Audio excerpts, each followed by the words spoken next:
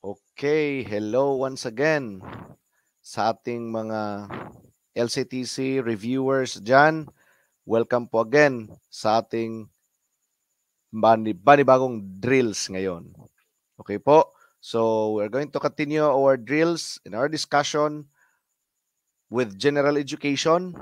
Okay, it's me again, Sir Gilmore, for these new drills and sa mga panibagong matututunan natin ngayon.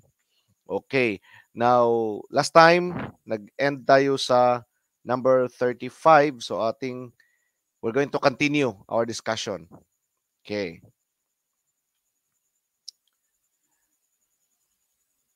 Okay.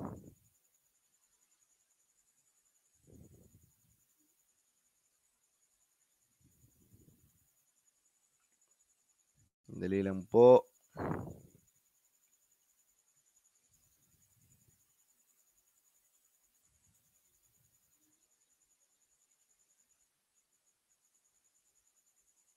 Okay. Number 35. Okay po. Sino nga ulit ang father of horror stories? The answer po dyan ay si Edgar Allan Poe. Ito pong si Francis Bacon ay father of English essays. Okay, let's proceed. Number 36. Number 36 po. Okay. Close relatives in an extended family are provided food and accommodation and in turn help in the household activities, making the relationship letter A, reciprocal. Okay. The answer is reciprocal. Pag extended family, malaking pamilya, nagtutulungan, reciprocal. Okay. Number 37. O ito, what are the greatest lyric poems in the literature of the world? Letter A, Psalms of Praises. Letter B, Psalms of King David.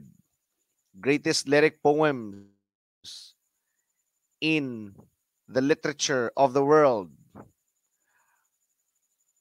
O, kumusta po kayo dyan sa mga nanonood sa atin ngayon sa ating Facebook Live? Welcome po sa ating drills ngayon. Okay? Panibagong drills at panibagong matututunan. Okay. And to those who wish to enroll po sa ating online review, mag-message lang po kayo sa page.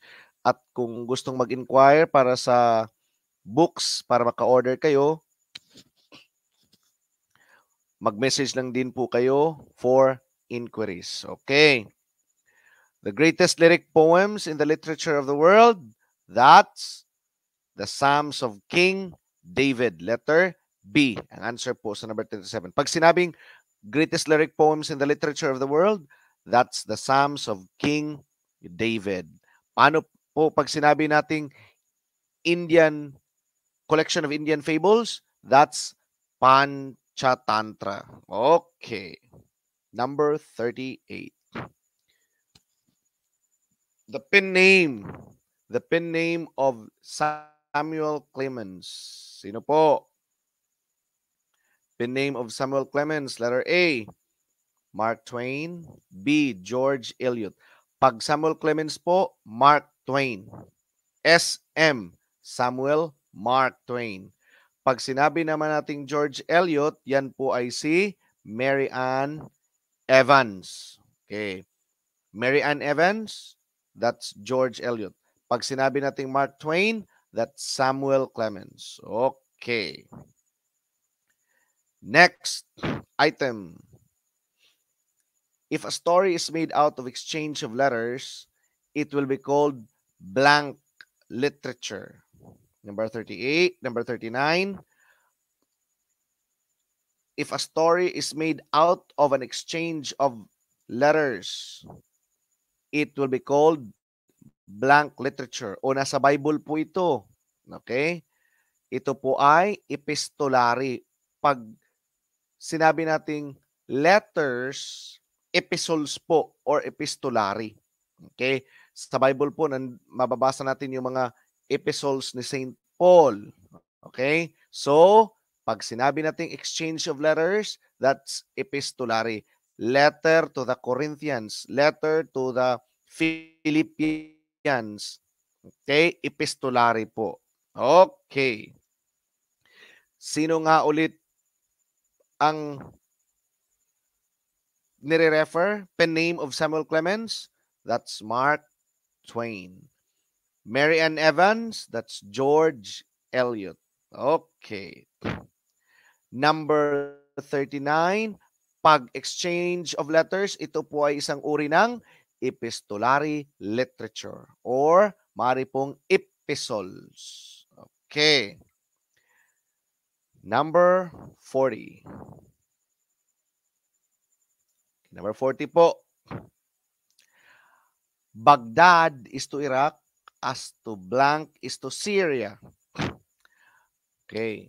Baghdad po, capital city ng Iraq. Pag sinabi naman nating Syria, ang answer, Damascus. Okay? Baghdad, Iraq. Damascus, Syria. Again po, Baghdad, capital city ng Iraq. Damascus, capital city ng Syria. Okay, very good. Next, where did the ancient civilization of China exist? Pag sinabi nating China, Yellow River. Okay, Yellow River. Civilization of China, Yellow River. Pag sinabi nating Nile, longest river. Pag sinabi nating Yellow River, Huanghe or the ancient civilization of China. Okay, Yellow River. Thank you po sa mga nanonood sa atin ngayon. Okay. Sana po may matutunan tayo sa gabing ito. Okay. Next, number 42. This person is the first mythical geographer and was recognized due to his vivid descriptions of lands and people encountered by his hero Ulysses. The answer of number 42 is B. Homer. Yep. Tama po kayo, Ma'am Angie. Okay, Homer. Miss Mary Rose, tama rin po kayo.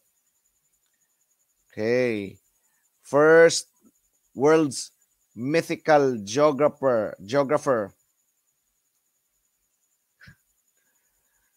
Oh, si Miss Panugol, mag-answer lang daw siya. Okay, kasi nakapag-take na itong si Ma'am. Okay. Homer, number 42, Homer. Okay. Next, number 43. Egyptian literature is identified as, pag Egyptian literature, take note po, Egyptian literature, pag Egyptian literature, Mediterranean literature. Okay, pag sinabi pong Egyptian literature, Mediterranean. Okay, very good. Next. The Philippines lies in the blank, an area where volcanoes are active. The answer po number 44. The Philippines lies in the Ring of Fire. Or pag mayroong Pacific Ring of Fire, yan yung tamang sagot. Okay. The Philippines lies in the Pacific Ring of Fire or Ring of Fire. Okay. Number 44, Pacific Ring of Fire. Number 45. What building was the only one left intact after the destruction of Intramuros during the Battle of Manila?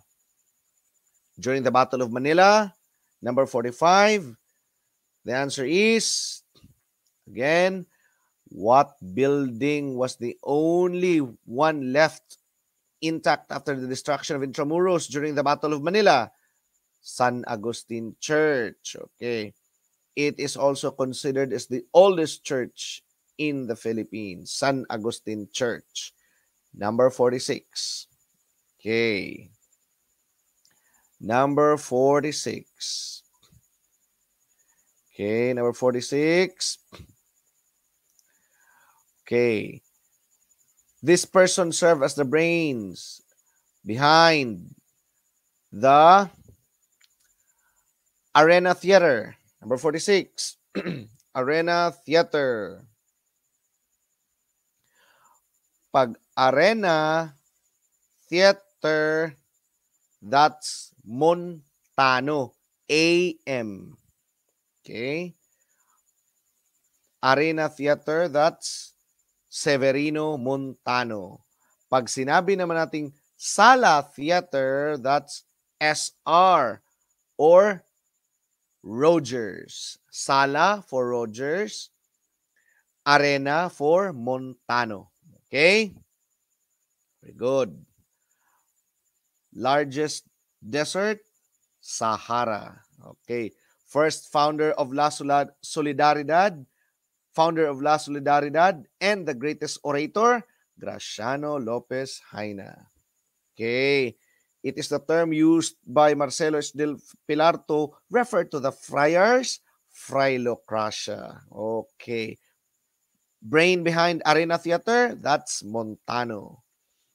Sala Theater, Rogers. Okay, very good. Next, number 47. Number 47 po, the Spanish mestizo priest was the pioneering leader of native secular clergy in the secularization movement of 1861. Excuse me. Spanish mestizo priest. Sino? Number 47. That's Father Pedro Pilais. Number 47 is Father Pedro Pilais. Okay. Number 48. Number 48. During the Hispanic era, native and Chinese male mestizos 16 to 60 years old are obligated to do forced labor or called as the polo y servicio for 40 days. Okay, 40 days yung unang polo y servicio, no? The length of days, 40 days na obliged yung 16 to 60 years old na magtrabaho under the forced labor law or yung polo y servicio during the Spanish regime. 40 days yon. But they can be exempted by paying the A, bandala, or paying the falya. Letter B, that's the exemption fee. Okay? Letter B, they need to pay the falya. Yung mga taong may kaya. Okay. So, during the 40 days period, kinakailangan nilang magbayad ng 60 reales or katumbas nun ay 1.5 reales kada araw. Okay po. Now, from 40 days, ni-reduce yung polo from 60 to 15 days noong 1884. Take note po niyan. Ni-reduce yung 40 days period ng polo y servisyo to 15 days noong 1884. Okay, very good. Next po, number 49. During the June 12, 1898 declaration of the Philippine Independence, a band played the Marcha Nacional Filipino. O, anong banda ang tumugtog? Okay, sige nga. Anong banda ang tumugtog? A. Malabon Band or the San Francisco del Monte Band? The correct answer is yung Malabon Band or yung complete San Francisco de Malabon Band. Hindi po San Francisco del Monte, but Malabon Band or San Francisco de Malabon Band. Okay. Next. Oh, who was the founder and the editor of the newspaper La Independencia? Number 50, La Independencia. Founder and editor of the newspaper La Independencia. The answer is number 50, letter A, Antonio Luna. Okay. Number 51. Number 51. It is a relationship between an organism and a host where one is benefited but the other is not harmed. Oh, yung isa naka-benefit while yung isa hindi naman na-harm. Okay, walang nangyari sa isa. Yan ay naka-benefit yung isa at yung isa hindi naman harm. Yan ay mutual or commensalism. Both naka-benefit sila. No? Okay. The host, an organism and the host where one is benefited but the other is not harmed. Okay, for example, yung orchid ay nasa punong kahoy. Oh, yan ay letter. Oh, for example, yung yung orchid na nasa mangga. Oh, commensalism. Okay, naka-benefit. Yung mutual, both of them. Okay, naka-benefit. Yung parasitism naman, yung isa na harm, while yung isa naka-benefit. Okay, yung predation, may predator at saka may prey. Okay, next. Number 52. Prior to succeeding migrants who came, the Negritos were the first settlers of the islands. So they are called, take note po, the Negritos are the Aborigines. Okay. First settlers of the island, considered as Aborigines. Before po nagpunta or nag-migrate yung mga Malays, no? Meron na pong first settler dito sa Pilipinas, dito sa Philippines. They are Negritos and they are referred to as the Aborigines. Okay, next. Number 53. Number 53 po. Plants are the main food source of A. Herbivores, B. Carnivores, C. Vultures, D. Omnivores. Pag sinabi nating food source, main food source, herbivores. Okay. Pwede naman omnivores, pero pag sinabing food source lang, pwedeng omnivores. But nilagyan ng main food source, herbivores. Yung carnivores, feed only on meat. Vultures are scavengers. No? They feed on leftovers and dead organisms. Omnivores both feed on herbivore plants and meat. Okay? Herbs and meat. Okay. Sige nga. Let's proceed. Okay.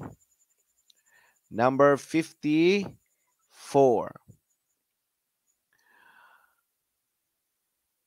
Ito ay ang paglalahad ng mga inferences, proposition o deductions na mahahango sa pagtatalakay ng teksto. Okay. Pag sinabi nating paglalahad ng inferences, no?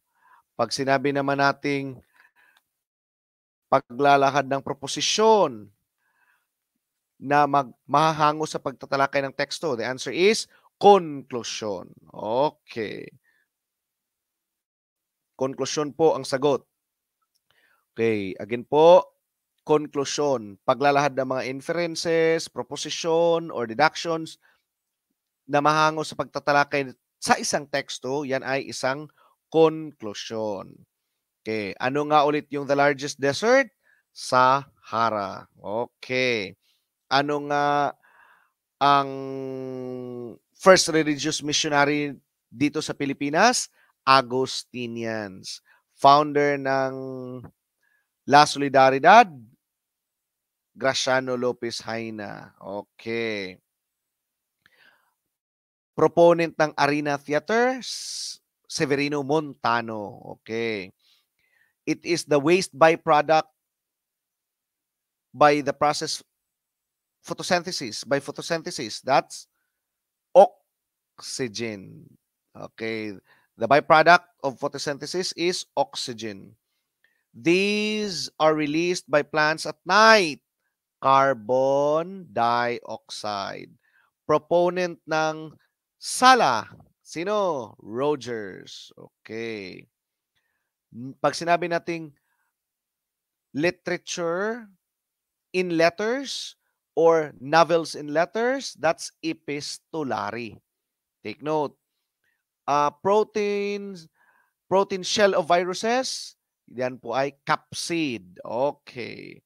Author of Annabel Lee. Sino? Si Edgar Allan Poe. Take note po. Pag love sonnets naman, Di Malanta. Ophelia Di Malanta. Take note po. Okay. Next. Pag sinabi nating the epitome of traditional Filipino woman, meek, submissive, obedient. Sino? Maria Clara. Take note. Pag sinabi nating the three branches of government is to check and balance the three branches of government. That's the executive, the legislative, and the judiciary. Very good. Next. Oldest religion in Asia, Hinduism. Okay. Very good. Next, let's proceed. Known again for her love sonnets, sino? Ophelia Di Malanta. Take note. Pag milk po, classified as a colloid, not as a solution or a suspension, but as a colloid. Milk is classified as a colloid. Okay, take note. Very good. Number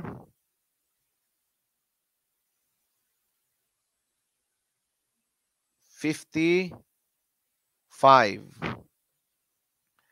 Number 55 po.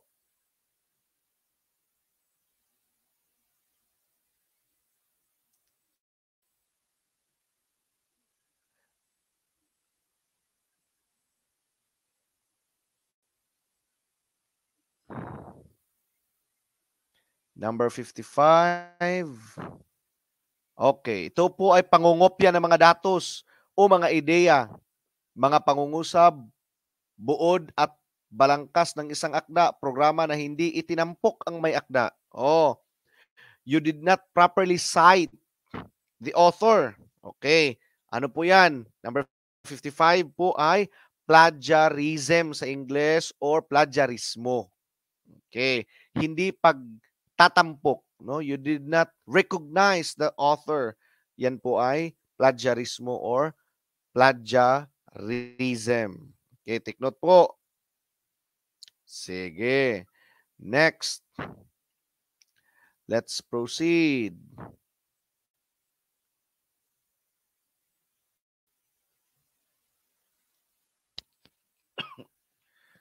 Okay. Here, basic math. The probability of getting a 2 after rolling a fair dice is the probability.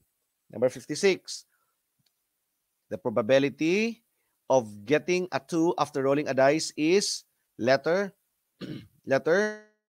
A, 1/6. Okay. Ito po.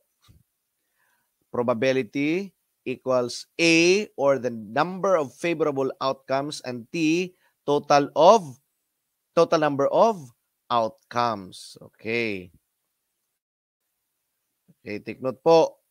So dito sa dice natin, 'di ba? 1 up to 6 'yan.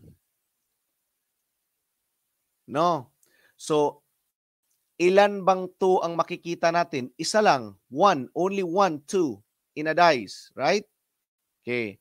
So, there are 1 favorable outcomes and 6 total outcomes. Take note po. So, 1 out of 6 is the probability. Okay? 1 out of 6 is the probability. Okay. Okay, sandali lang po.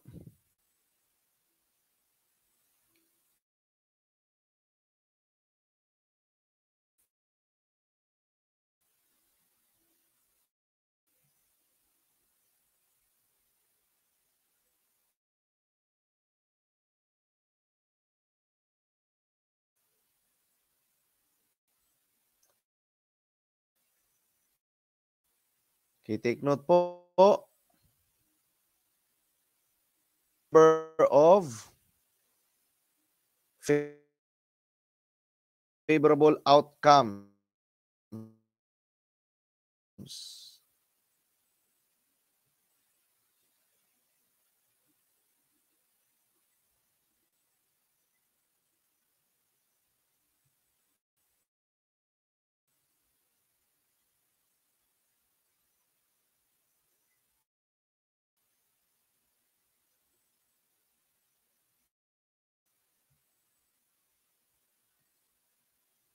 Okay? So, in getting the probability, okay, number of favorable outcomes, the total number of outcomes. Okay. So, meron ka lang 16.7% na makukuha mo yung you will get the number 2. Okay? Pag nag-dice ka. Okay. Next, tingnan po natin yung formula. Probability equals number of favorable outcomes over total number of outcomes. Okay, ito po. If a dice po yan, if a dice is rolled, what is the probability of getting a number divisible by 2? Okay, let's go back to the formula. Total number of favorable outcomes divided by or over the total number of outcomes. Okay, here, in a dice po, how many numbers or result that can be divided by 2? We have 3, right? Okay, una, 2, 4, and 6. That's 3. Ilan po yung total number of outcomes? 6. So that's 3 over 6. Or i-reduce natin to simplest form, 1 half. So 50%. Okay, very good po. That's 50%. Okay, maaring 2 or maaring 4 or maaring 6 yung makuha mo. Okay, those numbers are all divisible by 2. Okay? Pwede pong ma-divide ng 2. So there are 3 favorable outcomes, possible favorable outcomes divided by the total possible outcomes. Okay. Next, number 58. Excuse me for a while.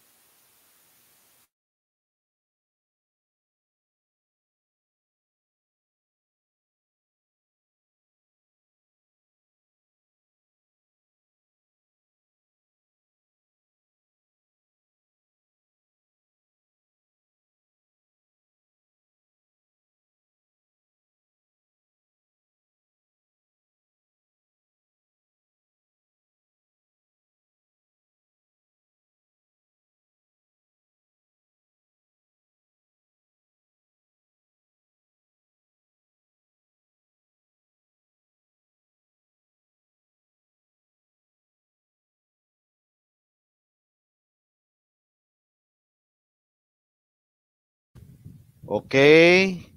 Good evening po. Okay.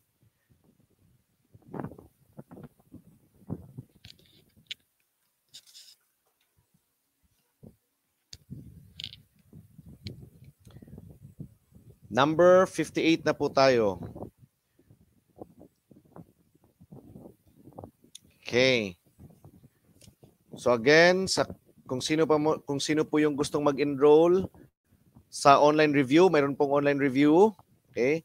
So maaari po kayong mag-message sa LCTC Facebook page. Okay.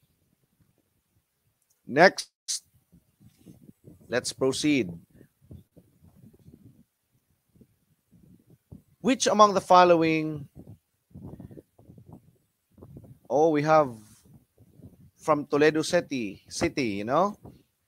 Oh, Toledo City. Welcome po, ma'am. Sana po'y may natutunan kayo dito sa ating drills and review natin. Okay? Sana po makatulong. Okay. Number 58. Which among the following cell organelles does not participate in cellular division? Does not participate in cellular division. Answer po dito, does not participate po ha. Ribosomes. Okay? Take note po. So itong ribosomes, just remember po, protein synthesis. Sir Lareno from Leyte, welcome po sir. Pag sinabi nating ribosomes, ito po ay for protein synthesis. Ito pong cytoplasm ay semi-liquid jelly-like material, okay, which joins the nucleus and the cell membrane, provides the shape of the cell, okay? Without the cytoplasm, wala pong shape yung cell, mag-deflate, okay? It fills up the cells and enables the organelles to remain in its position. So without the cytoplasm, take note po, the cell would deflate. Okay? Pag sinabi nating protein synthesis, that's ribosomes. Pag sinabi nating jelly-like material or it gives shape to the cell and without it, the cell will deflate, cytoplasm. Okay. Now, ito pong si Robert Hooke ay isang English researcher na nag-observe sa fundamental unit of life through his course Compound Microscope noon pong 1665. And he was the first to coin the term cell, okay, based from the Latin word cilia meaning small rooms. Okay, kasi may mga iba't ibang parts yung cells and iba't ibang functions. So, kaya sabi niya cell or small rooms. Okay. Pag sinabi nating protein synthesis, ribosomes. Pag sinabi nating jelly-like material, cytoplasm. Pag sinabi nating provide shape to the cell, cytoplasm. Without it, the cell would deplete. That's cytoplasm. Okay. Who was the scientist who first coined the term cell? Robert Hooke. Okay, very good. Next. Number 59. Number 59. Fungi absorb the nutrients from dead organisms. In an ecosystem, what roles do they play? So they are saprophytes, or they thrive or feed on decaying matters. Okay. Ibig sabihin, they are part of decomposers, or they play the role as saprophytes. They feed on decaying matter. Okay po? Saprophytes po. Pag sinabi nating saprophytes, these are organisms that feed or thrive on dead organisms. Okay? Saprophytes. Okay. Ano nga ulit yung jelly-like material that gives cells its shape? Cytoplasm. Pag sinabi nating protein synthesis, that's ribosomes. Okay. Saan nga ulit nagsimula yung Chinese civilization? Sa Yellow River. Okay. Banda na nagplay ng marcha Filipino? Okay. San Francisco de Malabon Band or the Malabon Band. Okay. Okay. Which of the following is an example of a symbiotic relationship? Pag sinabi nating symbiotic relationship, yun yung commensalism, mutualism, parasitism. Okay. So weeds, the answer po in number 60 is weeds clinging to the roots of the trees in your backyard. Sa answer po, symbiotic relationship, maaring mutualism. Okay. Both sila ay naka-benefit. For example po ng mutualism, yun pong kalabaw, no? At kinakaon ng crane, yung ng ibon yung kanyang mga for example, yung mga langaw nasa kanyang ulo. Okay? Naka-benefit yung kalabaw, tapos naka-benefit rin yung ibon. Okay? That's mutualism. Pag sinabi natin commensalism, naka-benefit yung isa without harming the other. Pag sinabi natin parasitism, naka-benefit while the host is being harmed. Okay. Next. What is the probability of getting an ace in a deck of cards? Oh, probability. Ano nga ulit yung formula? Number of favorable outcomes over total number of outcomes. Ilan ba yung alas or A, apat? Ilan ba yung card? We have 52. So 4 over 52. Can it still be reduced or can it be simplified to lowest form? Yes. 4 divided by 1 and 52 divided by 4. So the answer is number 61, B, 1/3. Okay? If it's possible po to reduce the fraction to lowest form, then that's the answer. Okay? So the probability, there are 4 A's. Hindi naman pinangalanan kung heart ba, or spade ba, or diamond ba, or yung isa. No? So may apat. A's lang. So it's possible kahit alin dyan sa apat, basta makakakuha ka ng alas or A's. So 4, may apat. And 52 yung cards. Diba? So 4 over 52, that's 113. Okay. Sige. Very good po. Next. So again po, kung gusto nyo mag-enroll sa ating online review, maaari po kayong mag-message sa ating LCTC page. Okay? And meron din po tayong face-to-face na review. Mag-message lang din po kayo sa ating LCTC page. And to those who wish to order, General Education Reviewer na based po sa new curriculum, ito po yung ating ginagamit. Maaari rin po kayo mag-message para sa inyong mga order. Okay? Sige.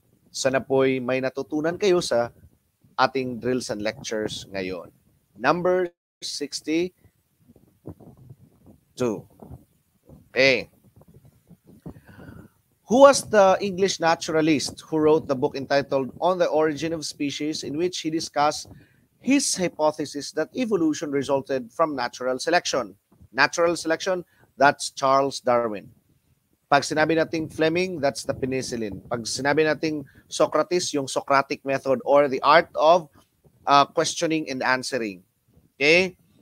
Pag sinabi nating survival of the fittest, that's Herbert Spencer. Okay.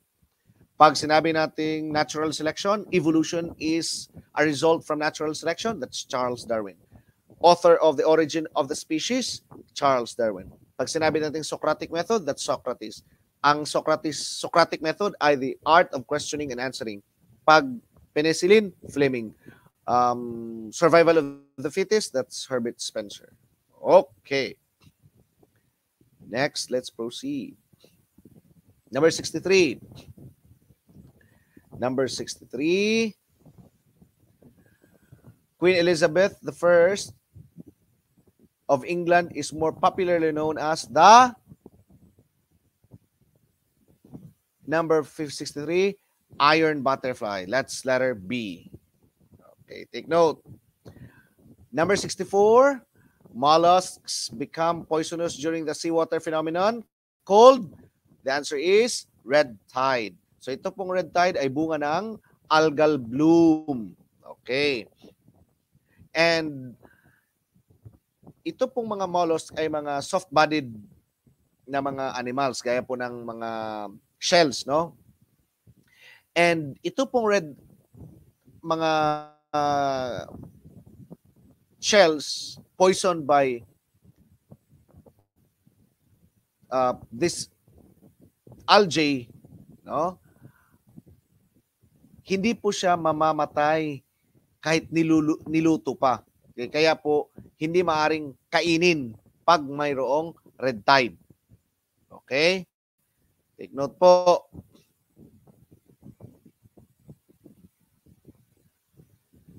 Okay? So, teachers, future LPTs, maaari po kayong mag-message sa inyong mga or i-comment po ang inyong mga sagot. Okay? Comment po yung mga sagot ninyo. Okay? Pag mayroon pong red tide, hindi po maaring kainin, no? Kasi they become poisonous, no? Pag mayroong red tide. So ano po ba itong eutrophication? Ito po ay the process by which an entire body of water or parts of it becomes progressively enriched with minerals, na particularly po nitrogen and phosphorus. Okay. Let's go deeper. So ang eutrophication po ay maaring anthropogenic or cultural, bunga ng mga gawain ng tao. Okay. For example po, when we throw our waste, no, industrial waste, or we keep on using fertilizer. Okay? So, napupunta po ang mga iyon sa dagat. Okay. Ngayon, ito pong eutrophication, okay? Itong eutrophication ay ang pag-excess ng nutrients, no? Usually nitrogen and phosphorus, and it stimulate algal or aquatic plant growth, which will result to oxygen depletion. Okay. Ito po. Ang mga katubigan naman with very low nutrient levels are termed as oligotrophic. Ano nga pa ulit yun? Oligotrophic. Okay? Bodies of water with very low nutrient levels are termed as oligotrophic. Pag moderate naman, mesotrophic. Okay? Pag advanced eutrophication naman po, dystrophic or hypertrophic. Okay? Okay po. Sige, ulitin natin. Pag low nutrient levels, okay, pag mababa yung nutrients, oligotrophic. Pag moderate, mesotrophic. Pag advanced naman, hypertrophic or dystrophic. Okay. Good. Okay. Next, let's proceed. Okay, number 65. Number 65 po. Bamboos reproduce asexually through extending structures called asexual reproduction. Runners. Bamboos po reproduce asexually through runners. Hindi po seeds, roots, and buds. Runners. Take note po. Next. What do you call the process of taking away the right of a person to vote? Number 66 po. Diba? Yung tinatawag nating suffrage is the right to vote.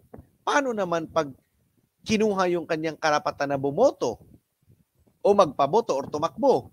That's disenfranchise. That's letter A. Kasi po, yung suffrage ay tinatawag nating political franchise. So, if we are going to take away the person's right, if we are going to deprive the person the right to vote, that's disenfranchised. Take note po, yung suffrage po, political franchise. If a person is deprived or kinuha yung kanyang karapatan na bumoto, disenfranchise. Okay po? Sige. Sana po may natutunan tayo sa gabing ito. Number 67. What is Bonifacio's way of attaining freedom? Bonifacio's way of attaining freedom. Ano nga ulit po iyon? Ang Bonifacio's attaining way of attaining freedom. Oh. Sino? Si Bonifacio, leader ng Katipunan, Andres Bonifacio. So, ang sagot po, armed struggle. Okay. Okay. Drill natin. Aha. Sige. Pating kinuha natin yung karapatan ng tao na bumoto, disenfranchise. Okay. Pag sinabi naman nating mababa yung nutrient level, oligotrophic. Pag sinabi naman nating moderate lang, mesotrophic. Pag sinabi nating advanced, hypertrophic. Okay. Very good. Love sonnets, di malanta. Okay, very good. Next, let's proceed. Okay. Pag sinabi nating first religious missionary in the Philippines, that's the Agostinians. Okay. Pag sinabi nating Sala Theater, that's Rogers. Pag sinabi nating Arena, that's Montano. Novels and letters or letters, no? Literature. Epistolary or epistles. Okay. Real name of Mark Twain, Samuel Clemens. Pag sinabi nating writ of amparo, that's right to life, liberty, and security. Penicillin, Alexander Fleming. Natural selection, Charles Darwin. Survival of the fittest, that's Spencer. Okay. Pag sinabi nating jelly-like structure or jelly-like component of a cell, cytoplasm. Protein synthesis, ribosomes. Okay. Protein shell of virus, that's capsid. Okay. Next, let's proceed. Okay. The first Philippine president in the Ilocos region, that's Elpidio Quirino. Okay. Pag sinabi nating ang tubig ay may mababa lamang na nutrient level, that's oligotrophic. Pag sinabi nating moderate lang, mesotrophic. Pag sinabi naman nating advanced, hypertrophic or dystrophic. Okay, next. Let's proceed. Yung suffrage nga ulit is a political franchise. Pag Bonifacio's way of attaining freedom, armed struggle. Okay. Next, let's proceed. Oldest religion in Asia, Hinduism. Okay, good.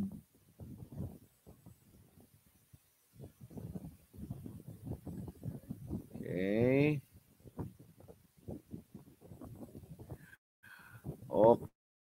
Okay. Next, let's proceed to number 68. Okay, number 68 po. Interest at 8% for 3 months on 6,000. Okay. Paano po natin kukunin yung interest? Interest po. Okay. Interest po at 8% for 3 months on 6,000. Okay, teachers, kindly please comment down your answers. Maaari po kayong mag-comment. And let's see. Okay.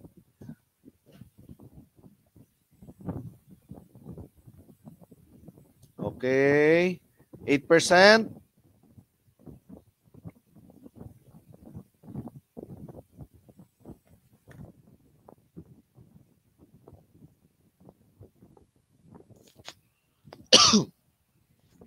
Excuse me po.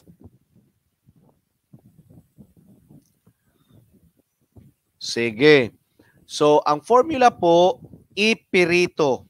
Or, ito lang po, interest equals principal, rate, and time.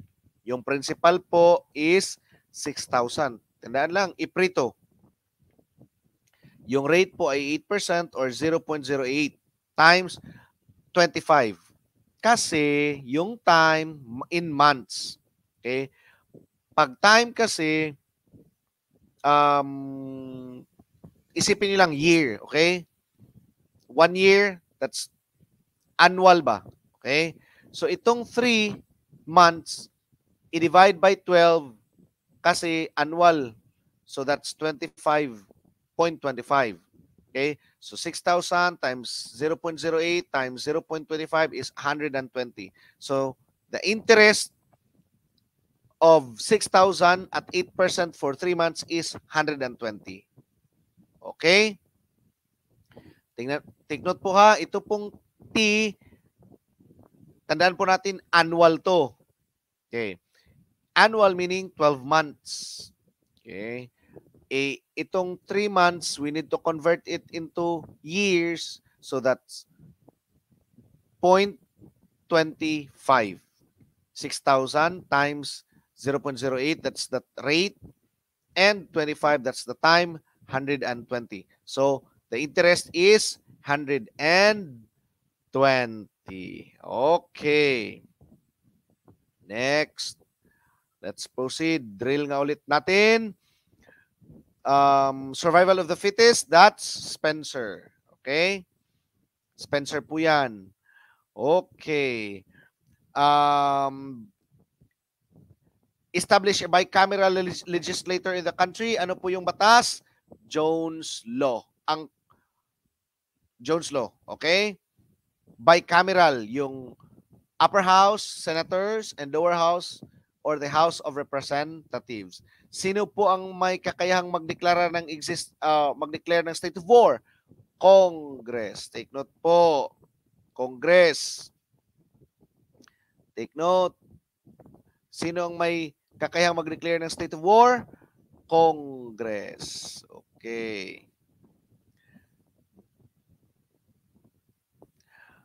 First editor ng La Solidaridad, Haina. Okay, very good.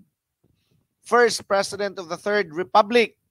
First president of the Third Republic of the Philippines, that's Rojas, Manuel Rojas. Okay, good. Next, let's proceed. Iprito, tandaan nyo po, interest iprito. Okay. Number 69. 3 brothers inherited a cash amount of 62,000 and they divided it among themselves, with the eldest having the biggest share, followed by the second and then the youngest. Excuse me po. In the ratio 5:4:1. How much is the eldest share? Okay. Ang ratio po ay 5:4:1. Ito po yung sa eldest, yung 5, no? And yung 4 in the ratio and 1 para sa kanyang sa youngest. So ito lang pong gagawin natin pag ratio. So convert po natin yung ratio into an equation. So 5x plus 4x plus x, ito yung 1 equals 62,000. Add natin kasi there are common terms. 10x. 5 plus 4 plus 1. May imaginary 1 itong x. 10x. So, divide both sides by 10. Natira na lang dito si x equals 6,000. No? 6,200. Okay, kasi si 62,000, i-divide natin ng 10, 6,200. Then, substitute the value of x. Kasi ang hinahanap, magkano daw yung share ng eldest? How much is the eldest share? Okay. So, 5x. Ito yung ratio. 5x. 5 times 6,200 equals 31,000. So, ang answer po dito sa number 69 ay 31,000. Okay? So, tingnan po natin ang share ng second. So, times po natin yung 4 times the 6,200, which is the value of x, equals 24,800. O i-plus natin yung 31,000 na share ng eldest, tapos 6,200 na share ng pinakabatang kapatid. So magto-total yan sa 62,000. Okay po. Yan po sa ratio. Pag may tatlong ratio. Convert lang natin into equation. Okay? Sige. So ang share ng eldest ay 31,000 kasi yung value ng x is 6,200 at i-substitute natin yung x, 5 times x, that's 31,000. Hinihingi po kasi ang share ng eldest brother. Okay. Number 70. Okay, ito po. What do you call the opening holes of the plant leaves? Ito, stomata. Ito pong chlorophyll ay ang green pigment that absorbs heat from the sun. Ito pong photosynthesis is the process na gumagawa ng food yung plant. Okay? Take note po, gumagamit ang mga tanim or plants ng carbon dioxide at ang by-waste product ng photosynthesis is oxygen. Okay. Sige. So, paano nga pag sinabi nating author ng La Independencia? Juan Antonio Luna. Okay. Pag sinabi nating ilang araw, how many days that an enrolled bill becomes a law? Answer? 30 days. Sino ang may kapangyarihang magdeklara ng state of war? Congress. So, pag sinabi natin survival of the fittest, that's Spencer. Pag sinabi natin natural selection, that's Charles Darwin. Pag sinabi natin penicillin, that's Fleming. Okay. Okay. Pag sinabi nating green pigment sa dahon ng mga pananim, that's the chlorophyll. Pag sinabi natin Gillilex component ng cell, that's the cytoplasm. Pag sinabi natin ng protein synthesis, that's ribosomes. Pag sinabi naman natin increase of nutrients in the water surface, that's in what bodies of water, that's eutrophication. Okay.